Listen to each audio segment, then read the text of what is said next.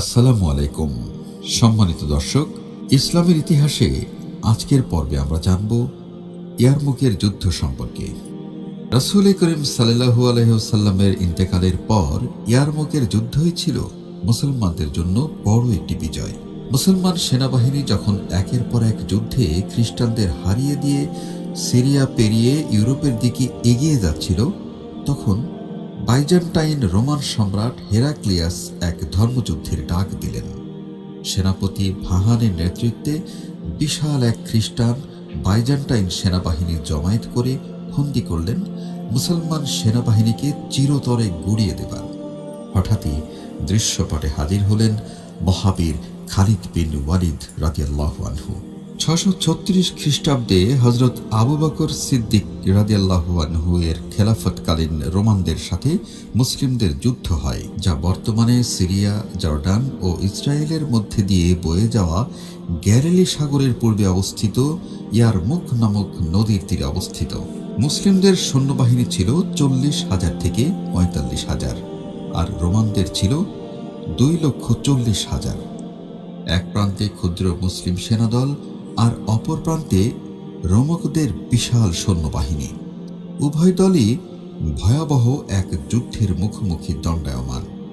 তবে মাত্র 40,000 সৈন্য নিয়ে যুদ্ধ করলেন মুসলমানেরা, আর পৃথিবীবাসীকে অবাক করে সেই যুদ্ধে জয়লাভ করলেন। ইয়ারমুক যুদ্ধক্ষেত্রটি গ্যালিলি সাগরের পূর্বে ও ইয়ারমুক নদীর উত্তরে বর্তমান সিরিয়া, জর্ডান ও ইসরায়েলের সীমান্তের সংযোগস্থলে অবস্থিত। বাইজেন্টাইন সেনাপতি ভাহান তার বিশাল বাহিনী নিয়ে ইয়ারমুকে পৌঁছে দেখলেন তার প্রতিপক্ষ খালিদ মুসলিম বাহিনী নিয়ে রণক্ষেত্রের পূর্ব প্রান্তে সুবিধাজনক স্থানে ক্যাম্প করে অপেক্ষা করছেন। ফলে বাইজেন্টাইনরা অপেক্ষাকৃত অসুবিধাজনক স্থান পশ্চিম প্রান্তে ক্যাম্প করতে বাধ্য হয়। এই অবস্থানের ফলে সকাল থেকে দুপুর পর্যন্ত বাইজেন্টাইনদের চোখের সামনে সূর্য থাকত, যা তাদের জন্য ছিল বেশ অস্বস্তিকর। বিপরীতে মুসলিমরা প্রতিপক্ষকে স্পষ্ট দেখতে পেত। এছাড়া বাইজেন্টাইনরা যেখানে ক্যাম্প করে তার পেছনেই ছিল গভীর গিরিখাত। বাইজেন্টাইনরা প্রথমে আলোচনার মাধ্যমে সমঝোতার প্রস্তাব দিলেন। এ উদ্দেশ্যে বাইজেন্টাইন সেনাপতি গ্রেগরি আবু ওয়াইদার সঙ্গে বৈঠক করতে মুসলিম ক্যাম্পে এলেন।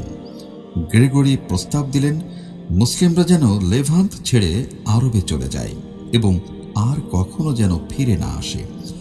আবু উবাইদা স্বাভাবিকভাবেই এই প্রস্তাব ফিরিয়ে দিলেন। এদিকে প্রতিদিনই মুসলিম ক্যাম্পে ঢাক ঢোল পিটিয়ে খলিফা উমরের পাঠানো সৈন্যরা আসছিল। সকালে সূর্যের বিপরীতে অবস্থিত হওয়ায় প্রকৃত সৈন্য সংখ্যাও আন্দাজ করতে পারছিল না বাইজেন্টাইনরা। এমত অবস্থায় বাইজেন্টাইনরা ভাবতে থাকে যুদ্ধ শুরু দীর্ঘায়িত হলে মুসলিম বাহিনী আরও শক্তিশালী হয়ে উঠবে, তাই যত তাড়াতাড়ি সম্ভব যুদ্ধ শুরু করা উচিত। 636 সালের 15ই আগস্ট মহাপরাক্রমশালী পূর্ব রোমান সাম্রাজ্য বা বাইজেন্টাইন সাম্রাজ্য ও উদীয়মান মুসলিম সাম্রাজ্য ইয়ারমুকের রণক্ষেত্রে মুখোমুখি হয়। দুই বাহিনীর কয়েক লক্ষ সৈন্যের কুচকাওয়াজে ইয়ারমুকের প্রান্তর তখন কাঁপছে।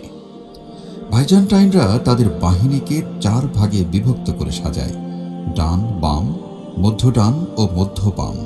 এই 4টি উইংয়ের দায়িত্বে ছিলেন 4 জন সেনাপতি। খালিদ তার অশ্বারোহী বাহিনীকেও 4 ভাগে বিভক্ত করে ফেলেন। 15ই আগস্ট তৎকালীন রীতি অনুযায়ী দুই বাহিনীর চ্যাম্পিয়নরা মল্লযুদ্ধে লিপ্ত হয়। সেখানে বেশ কয়েকটি মল্লযুদ্ধে মুসলিম বীরেরা বাইজেন্টাইন চ্যাম্পিয়নদের কুপকাত করে ফেলে। এরপর ভাহান তার বাহিনীর একাংশকে অগ্রসর হওয়ার নির্দেশ দেন। ভাহানের নির্দেশে বাইজেন্টাইন বাহিনী প্রথমে মুসলিম বাহিনীকে আক্রমণ করে। এরপর দুই শিবিরের পদাতিক বাহিনীর মধ্যে যুদ্ধ শুরু হয়ে যায়। দিন শেষে বাইজেন্টাইন বাহিনী পশ্চাদপসরণ করে। প্রথম দিন মুসলিম বাহিনী খুব বেশি ক্ষতিগ্রস্ত হয়নি। ভাহান এবার নতুন পরিকল্পনা শুরু করেন। বাইজেন্টাইনরা সিদ্ধান্ত নেয় পরদিন একদম ভোরে মুসলিমদের ওপর আক্রমণ চালাবে, কারণ তখন মুসলিমরা ফজরের নামাজরত থাকবে। এমন অপ্রস্তুত অবস্থায় মুসলিমদের আক্রমণ করে দুর্বল করে দেওয়ার কথা ভাবেন ভাহান। কিন্তু সেই আশার গুড়ে বালি। কেননা প্রতিপক্ষ যে খালিদ, তিনি কি এমনি এমনি সর্বকালের সর্বশ্রেষ্ঠ জেনারেলদের মাঝে গণ্য হন? খালিদ আন্দাজ করতে পেরেছিলেন যে বাইজান্টাইনরা মুসলিমদের এই দুর্বলতার সুযোগ নিতে পারে, তাই তিনি আগে থেকেই প্রস্তুতি নিয়ে রেখেছিলেন। বাইজান্টাইন বাহিনী মুসলিম বাহিনীর কাছে আসতেই শুরু হয়ে যায় তুমুল যুদ্ধ। দ্বিতীয় দিনের যুদ্ধে বাইজান্টাইনদের কঠোর আক্রমণের প্রেক্ষিতে আরবরা দুর্বল হয়ে পড়ে। কয়েক ঘন্টা পর এক পর্যায়ে আরবদের ডান ও বাম উইং পিছু হটতে শুরু করে। আরবেরা তখন পিছু হটে শিবিরের কাছে চলে যায়। তখন মুসলিম নারীরা তাদের ধিক্কার জানাতে শুরু করেন। অনেক নারী পুরুষদের ওপর পাথর ছুঁড়তে শুরু করেন। মুসলিম নারীরা পুরুষদের পশ্চাদপসরণ না করে পুনরায় যুদ্ধে চলে যেতে উদ্বুদ্ধ করেন। নারীদের উৎসাহে মুসলিম বাহিনী পুনরায় যুদ্ধে ফিরে যায়। খালিদ কমান্ডারদের নির্দেশ দিলেন যে কোনো মূল্যে তাদের অবস্থান ধরে রাখার জন্য। কিছুক্ষণ পর খালিদের অশ্বারোহী বাহিনী ঝটিকা আক্রমণের মাধ্যমে বাইজান্টাইনদের দুর্বল করে দেয়। যুদ্ধের তৃতীয় দিনে বাইজান্টাইনরা নতুন পরিকল্পনা হাতে নেয়। তারা মুসলিম বাহিনীর ডান অংশে শক্তিশালী আক্রমণ করে ভেঙে দেওয়ার চেষ্টা করে। বাইজান্টাইনদের কঠোর আক্রমণের মুখে এবারও মুসলিমরা পিছু হটতে শুরু করে। বাইজান্টাইনদের পরিকল্পনা বুঝতে পেরে খালিদ তার মোবাইল গার্ড নিয়ে আক্রমণ চালান। সময়মতো খালিদের আক্রমণের ফলে মুসলিমরা আবারও ঘুরে দাঁড়ায়। শেষ পর্যন্ত বাইজান্টাইনরা পিছু হটতে বাধ্য হয়। যুদ্ধের চতুর্থ দিন ছিল অত্যন্ত গুরুত্বপূর্ণ। এই দিনে বাইজান্টাইনরা পূর্বে ক্ষতিগ্রস্ত মুসলিমদের ডান পাশে আবারও আক্রমণের সিদ্ধান্ত নেয়। বাইজান্টাইনদের আক্রমণের মুখে আবার মুসলিমরা পিছিয়ে যায়। এবারও ত্রাণকর্তা হিসেবে হাজির হয় খালিদের মোবাইল গার্ড। খালিদ এবার মুসলিম বাহিনীর বাম অংশকে বাইজান্টাইনদের ওপর আক্রমণ চালানোর নির্দেশ দেন। মুসলিম বাহিনী সম্মিলিতভাবে 3টি আক্রমণ পরিচালনা করে।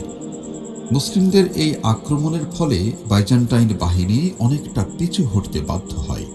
কিছুক্ষণ পর বাইজান্টাইনদের অশ্বারোহী তীরন্দাজেরা মুসলিমদের উপর তীব্র আক্রমণ শুরু করে। তীরের আঘাতে অনেক মুসলিম তাদের চোখ হারান। সেদিন আবু সুফিয়ানও তার এক চোখ হারান। অনেক মুসলিম চোখ হারানোর ফলে এই দিনটি দ্য ডে অফ লস্ট আইজ নামে পরিচিতি লাভ করে। যুদ্ধের চতুর্থ দিনে মহাবীর খালিদের বাল্যবন্ধু ইকরিমা ইবনে আবু জাহল মৃত্যুবরণ করেন। বাইজান্টাইনরাও এই দিন অত্যন্ত ক্ষতিগ্রস্ত হয়। যখনই মুসলিম বাহিনী খারাপ অবস্থায় চলে গিয়েছে, তখনই খালিদ তার রিজার্ভ অশ্বারোহী বাহিনী নিয়ে আক্রমণ করে বাইজান্টাইনদের হটিয়ে দিয়ে মুসলিমদের রক্ষা করেছেন। খালিদের অশ্বারোহী বাহিনীর আক্রমণে বাইজান্টাইন বাহিনী দিশেহারা হয়ে পড়ে। দিন দিন বাইজান্টাইন বাহিনীর সেনা সংখ্যা কমতে শুরু করে। বাইজান্টাইনদের এই শোচনীয় অবস্থা দেখে যুদ্ধের পঞ্চম দিন সেনাপতি ভাহান মুসলিমদের কাছে যুদ্ধবিরতির প্রস্তাব দেন। খালিদের মনে হয়েছিল ভাহানের প্রস্তাব একটি অভিনয় ছাড়া আর কিছুই নয়। এখন বাইজান্টাইনদের সাথে যুদ্ধবিরতি করলে মুসলিমদের কোনোই লাভ নেই, কিন্তু এখন তাদের ধ্বংস করে দিতে পারলে পরবর্তীতে বাইজান্টাইনরা আর ঘুরে দাঁড়াতে পারবে না। তাই যুদ্ধের ষষ্ঠ দিন খালিদ সর্বাত্মক আক্রমণ করার সিদ্ধান্ত নেন। সেদিন রাতে খালিদ তার অশ্বারোহী বাহিনীকে পাঠান বাইজান্টাইনদের পালানোর একমাত্র পথটি দখল করে নিতে। 20 আগস্ট আবু উবাইদা ও গ্রেগরের মধ্যে দ্বন্দ্বযুদ্ধের মাধ্যমে যুদ্ধ শুরু হয়। আবু উবাইদার তরবারির আঘাতে গ্রেগরির শরীর থেকে মাথা আলাদা হয়ে যায়। এরপর মুসলিম বাহিনী বাইজান্টাইনদের ওপর আক্রমণ শুরু করে। এই প্রথম মুসলিম বাহিনী আক্রমণাত্মক ভূমিকা নেয়। খালিদের অশ্বারোহী বাহিনীর তেজে বাইজান্টাইনরা দিশেহারা হয়ে পড়ে। ভাহান তার বাহিনীকে সংগঠিত করতে ব্যর্থ হন। মুসলিমরা একের পর এক বাইজান্টাইন উইং ভেঙে দিতে থাকে। এক পর্যায়ে বাইজান্টাইন বাহিনী ছত্রভঙ্গ হয়ে পশ্চাদপসরণ শুরু করে। দিশেহারা বাইজান্টাইনদের ওপর মুসলিমরা এবার আরও তীব্র আক্রমণ শুরু করে। এ সময় বাইজান্টাইনদের কেউ কেউ গভীর গিরিখাতে পড়ে যায়, কেউ বা নদীপথে পালানোর চেষ্টা করতে গিয়ে মৃত্যুবরণ করে। তবে অনেক সৈনিক পালিয়ে যেতে সক্ষম হয়। যুদ্ধে বাইজান্টাইন সেনাপতি ভাহান মৃত্যুবরণ করেন। যুদ্ধক্ষেত্রে প্রায় অর্ধেক বাইজান্টাইন সৈন্য নিহত হয়। অপরদিকে মুসলিমদের মাত্র কয়েক হাজার সৈন্য নিহত হয়।